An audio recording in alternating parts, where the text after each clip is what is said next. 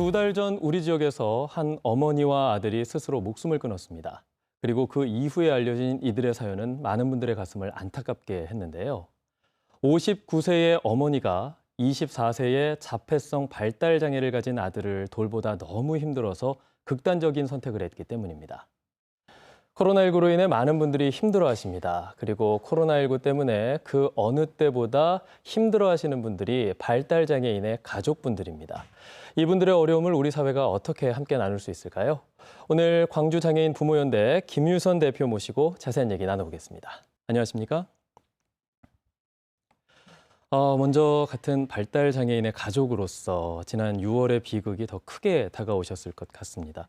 이 가정의 경우에는 학령기 때서부터 자녀가 성장하는 부분들을 동료로서 또 같이 활동하면서 너무 자세히 잘 보게 되어졌었습니다. 네. 저희 부모 연대 회원이시기도 하셨었고요.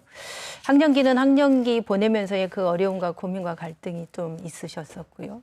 또 학교를 졸업하게 되면 지역사회에서 우리 아들이 무슨 일들을 또 어떤 역할들을 하면서 살까라는 고민들도 사실은 많이 하셨고 이제 졸업은 맞이하게 됐습니다. 이제 졸업한 이후에도 이제 어렵사리 기관을 이용을 하려고 들어는 가긴 했지만 자녀분이 적응하는 데 조금 시간도 많이 걸리고 어려움도 또 있었었습니다. 또 외적으로도 가정 안에서는 끊임없이 그 돌봄과 양육에 대한 어려움과 스트레스는 계속 존재하고 있었었고요. 네, 대표님도 마찬가지겠지만 주변에서 함께 하시는 분들도 충격이 상당하셨을 것 같은데요. 예, 굉장히 많이 오열하시고 받아들일 수 없는 상황이 이어져서 좀 많은 혼란의 시간들이 좀 있었었습니다. 네. 네. 모자의 장례식이 6월 11일에 있었죠. 그때 어떤 다짐을 하셨다고 들었습니다. 네. 그 일들을 이제 직간접적으로 이제 뵈면서 이 모자의 죽음이 세상에 알려지는 것도 알려지는 거이기도 하기는 하지만 또 다른 분들의 죽음을 막아야 되겠다라는 생각이 조금 들었었습니다. 네. 광주뿐만이 아니라 올 3월 달에도 제주에서 그런 안타까운 죽음의 사건들이 있다 보니까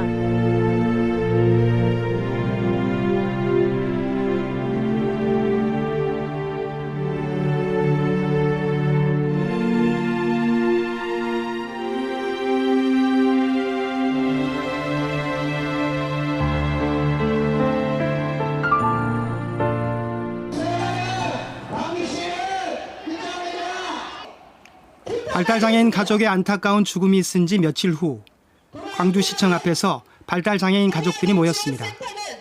이들은 한결같은 목소리로 발달장애인을 위한 대책이 너무 열악하다고 주장합니다. 얼마나 많은 희생이 있어야 이러한 비극이 멈출 수 있을까? 발달장애인 부모들에겐 이런 일이 남의 일처럼 느껴지지 않습니다. 발달장애인 부모의 고통은 겪어보지 않으면 아무도 상상을 못한다고 합니다. 순간순간 살아는 판을 걷는 기분으로 자식의 장애를 보듬고 사는 발달장애인 가족들. 끝이 보이지 않는 그 절망의 상황에서 극단의 선택은 종이 한 장 차이입니다. 저도 아이 안고 베란다에 수차에 있었어요. 겪어보지 않으면 정말 모르면 저도 이렇게 힘든 삶을 살 줄 몰랐어요. 제 삶이 이렇게 힘들 줄 몰랐다니까요. 네, 그 청와대 국민청원 게시판에 국민청원을 올리셨잖아요. 이 내용이 구체적으로 어떤 내용이죠? 네, 국민청원들을 한 6가지 정도로 되어져 있었는데 네. 성인으로서 독립생활들을 일상생활들을 좀 준비하고 해나갈 수 있는 주거정책들이 필요로 하다라는 것하고 네. 그다음에 교육적인 의미에서 평생교육기관들이 조금 더 많이 확대되어져서 다양성 있는 사람들이 지역사회 안에서 그런 것들을 이용할 수 있는 부분들. 이러한 우리 장애 당사자와 그 가족들을 둘러싸고 있는 장애인 가족 지원 체계들이 전반적으로 조금 필요로 하다라는 부분들이 그 청원 내용의 주된 내용들입니다. 네, 이 발달 장애가 얼마나 힘들기에 그런 극단적인 선택을 했을까라는 생각도 하실 텐데요. 저희가 발달 장애를 어떻게 이해하면 좋을까요? 발달 장애인이라고 하면 네. 문서상으로 보면 인지적인 결함 때문에 자기 의사 표현이 부족하고 그 부족함이 지속적으로 되어져서 일상생활에 제약을 받는 것이라고 설명이 되어져 있습니다. 사전적인 의미로. 네, 그렇게 되어져 있습니다. 근데 사실은 발달장애인들의 경우에는 자기 의사 표현이 가능한 사람도 있고 가능하지 못한 사람이 있습니다. 네. 그 가능하지 못한 사람들 중에는 또 자폐성 성향을 가진 사람들이 훨씬 더 그 범주가 더 많고요. 발달 장애는 크게 두 가지로 분류되고 있습니다. 그 하나는 상호작용과 의사소통에 어려움을 보이는 자폐성 장애, 그리고 지적 기능이 낮은 지적 장애가 있습니다. 자폐성 장애와 지적 장애의 가장 큰 차이는 바로 사회성에 있습니다. 지적 장애를 가지고 있는 경우 지능은 낮지만 다른 사람들에게 관심을 보이고 함께 어울리는 사회생활이 가능합니다. 반면 자폐성 장애를 가진 경우 의사소통과 상호교류의 어려움으로 타인의 마음을 알아차리는 데 어려움이 있습니다.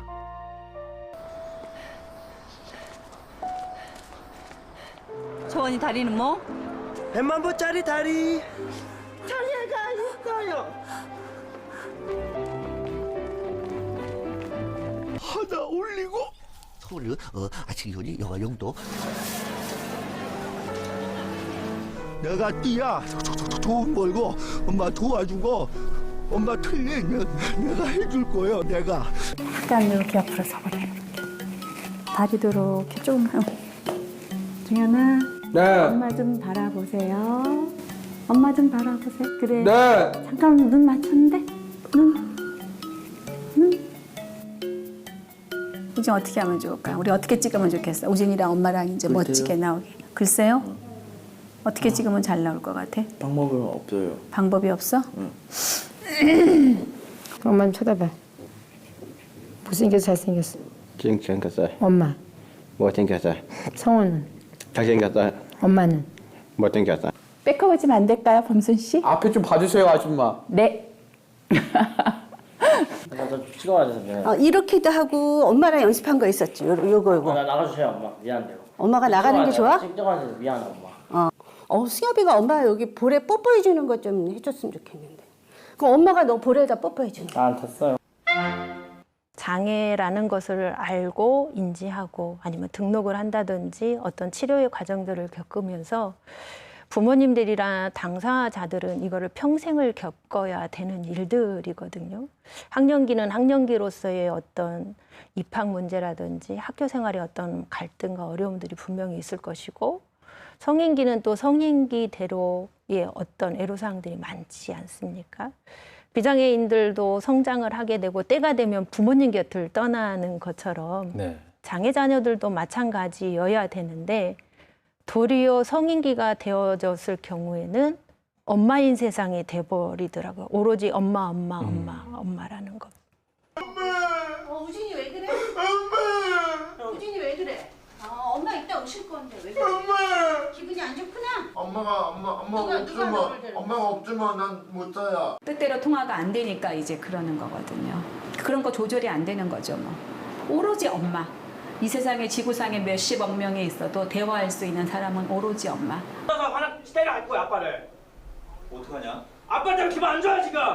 그래도 지금 연습도 이러면 안 돼. 아빠 때문에 기분 안 좋아요. 네. 멀쩡히 잘하고 있어. 아빠 때문에 안 한다. 텐트럼이라고 하죠. 분노, 발작. 이런 게 일어나는 거예요. 알 수 없는.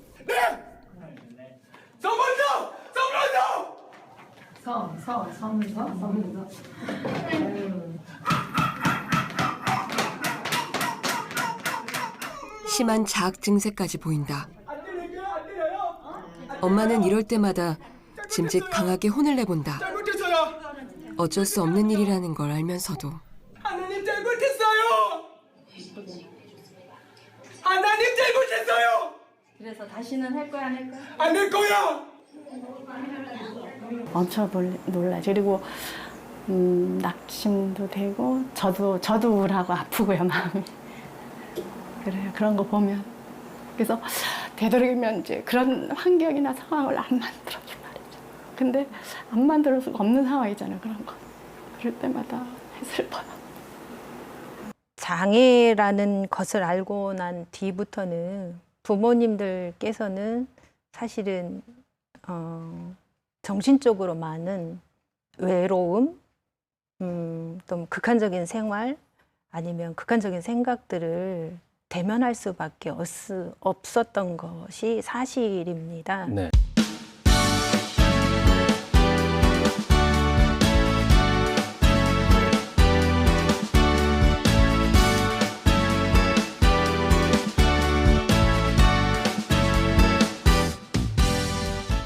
우리나라의 발달장애인이 23만 명 정도 되고요. 광주 지역이 7,888명, 8,000명 가까이 된다고 하는데 그 대표님께서도 발달장애인의 가족이라고 알고 있습니다.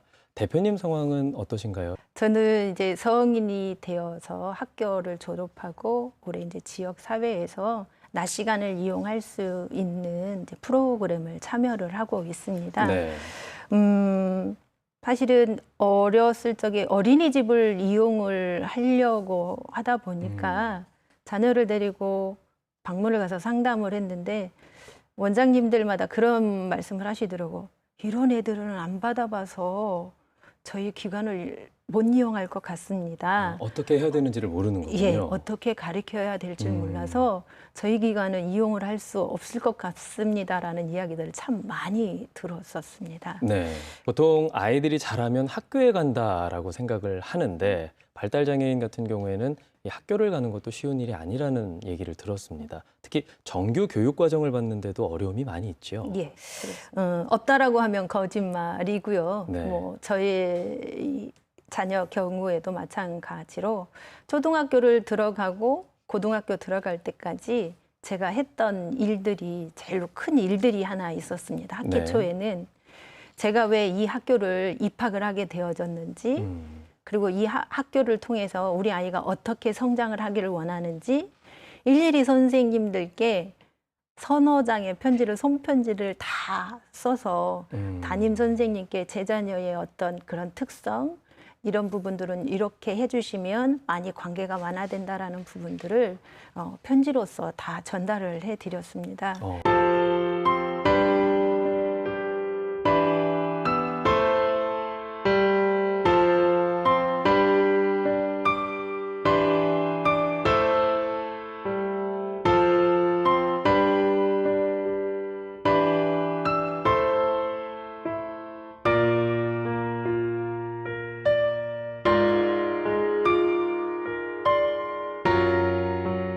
지금은 애장품처럼 앨범에 잘 꼽아져서 책꽂이에 남아져 있습니다. 네. 이제 고등학교도 이제 통합교육으로 제 지역에 있는 모 학교 고등학교를 가게 됐는데 네.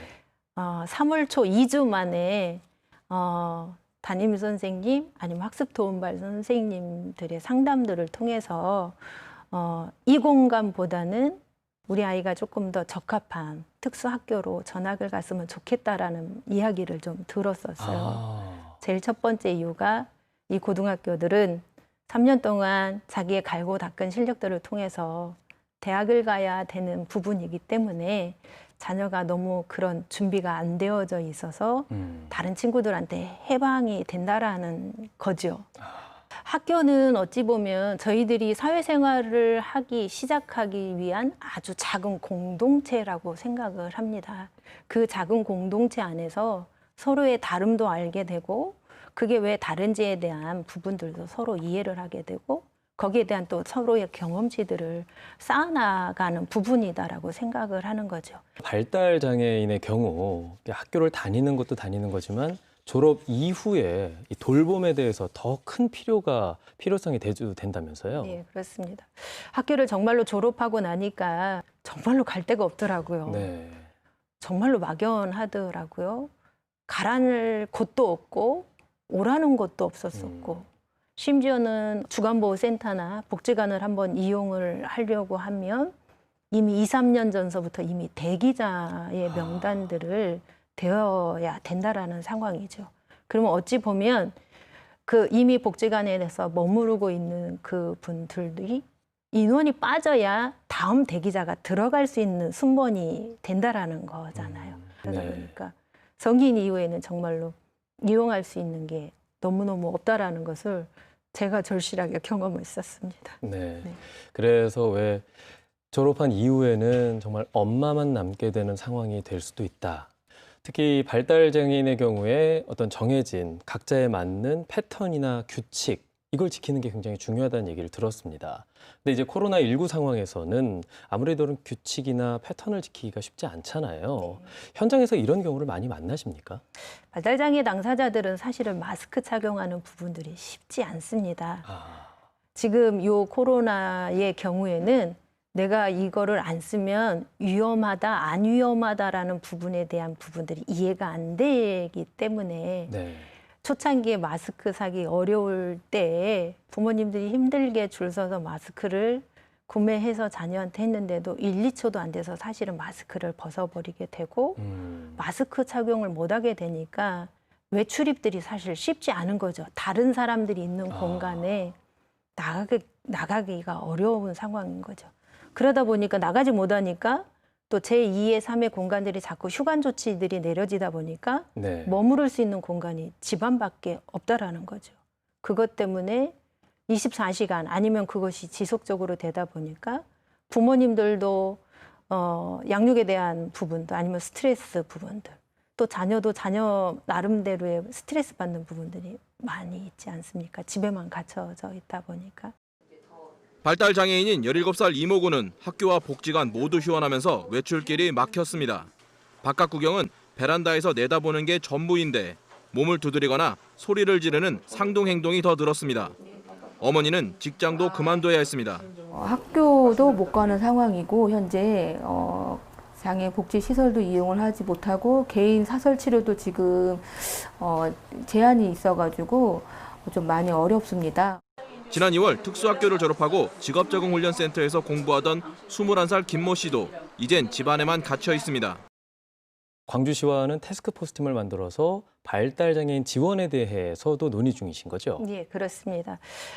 요 부분 같은 경우에는 2017년도에 이미 광주광역시에 또 전 시장님 계셨었을 때 요청을 드리고 어느 정도 합의점을 찾아져서 이제 이루어지는 부분들이 조금 있었었는데 정책적으로 이 다음에 어떤 것들을 준비해서 나가야 되는지에 대한 고민들을 같이 해주셔야 될 이 팀 멤버들이 좀 필요로 하시는데 이제 때만 되면 인사 이동이 있으시다 보니까 전문가 배치를 그래서 요청을 드렸던 거였고 그렇다라고 하면 발달장애 당사자들도 지원 체계들만 바꾸면 충분히 독립생활과 자립생활들이 가능을 한데 그거에 필요한 주거 정책들을 마련을 해 주시라는 것이 두 번째 요구사항이었고 발달장애인들의 거점 병원 및 행동발달증진센터 설치가 반드시 들어가야 된다라고 말씀을 드렸습니다.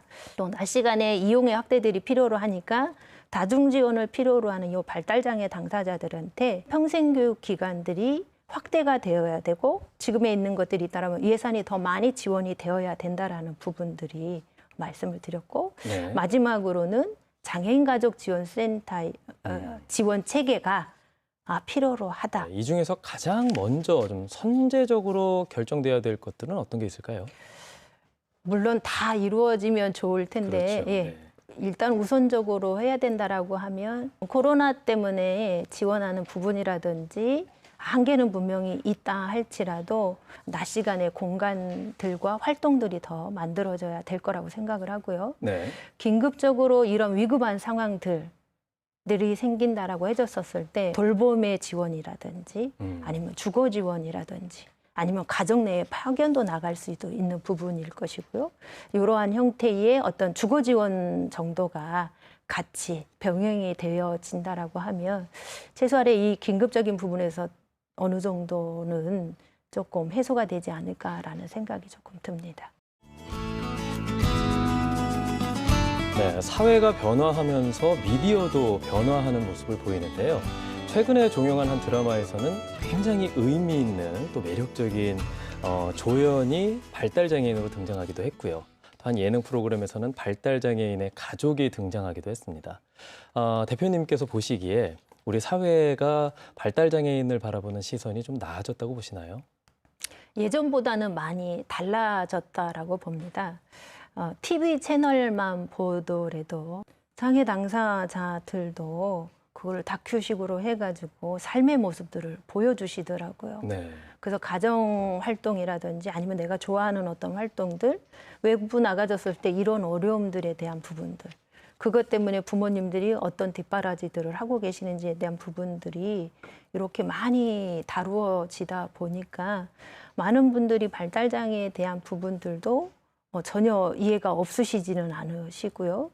또 학교 들어가는 것만 하더라도 이제 예전에 비하면 요즘은 초중고에 거의 많이 학습 도움반실이라는 것이 설치가 되어져 있는 부분들도 있다 보니까 네. 예전에 비하면 많이 달라진 부분들은 확연하게 있다라고 봅니다.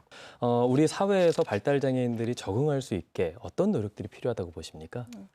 인식의 변화는 분명히 필요할 거라고 생각을 합니다. 네. 그 인식은 특별히 어떤 교육들을 통해서가 아니라 어렸을 때부터 같은 공간 안에서 서로 노출이 되어지는 거죠. 자연스럽게.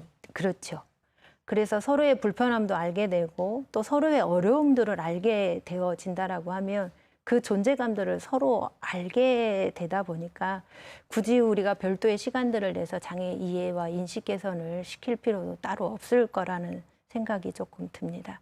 앞으로 어떤 계획들을 좀 갖고 계십니까? 8월에 이제 본 예산에 관련된 예산들을 다루어질 때 관련 부처의 의원님들 만나서 저희들이 가지고 있는 현실성들을 더 진솔하게 말씀드리고 공감대를 마련해야 되는 것들이 제일 우선순위라고 생각을 하고요. 우리 광주광역시가 타 시도보다도 더 선도적인 발달장애인들의 종합 대책들을 중장기 계획들을 더 로드맵으로 만들어서 광주가 발달장애인들이 정말로 살만한 곳이야. 그곳에 가면 뭔가 특별한 것이 있어라는 부분들을 만들어가는 것이 저희 광주장애인 부모연대가 앞으로 지속적으로 해야 될 일이 아닐까라고 생각을 합니다. 네, 광주가 정말 대표님께서 말씀하신 대로 그렇게 발달장애인들이 살만한 그런 도시가 되기를 저희도 함께 기대하고 응원하도록 하겠습니다. 코로나19 그리고 수해, 요즘 사회 참 힘듭니다. 그래서 발달장애인 모자의 비극처럼 자신이 힘들지만 힘들다는 얘기조차 못하는 분들도 참 많은 것 같습니다. 이럴 때일수록 우리 이웃들에게 따뜻한 배려와 관심이 필요해 보입니다. 이번 일을 계기로 발달장애인에 대한 사회적 울타리가 조금 더 촘촘해지고 탄탄해지기를 기대하면서 집중 인터뷰 이 사람 오늘 순서 마치겠습니다. 함께해 주신 여러분 고맙습니다. 우리 단원들이 어머님들에게 할 이야기가 있다고 하네요. 한번 들어보겠습니다. 엄마 예뻐요. 엄마 반가워요. 엄마 사랑합니다. 오늘 저 제주도에 오랜만에 가보기 기분 좋습니다. 엄마 알러뷰!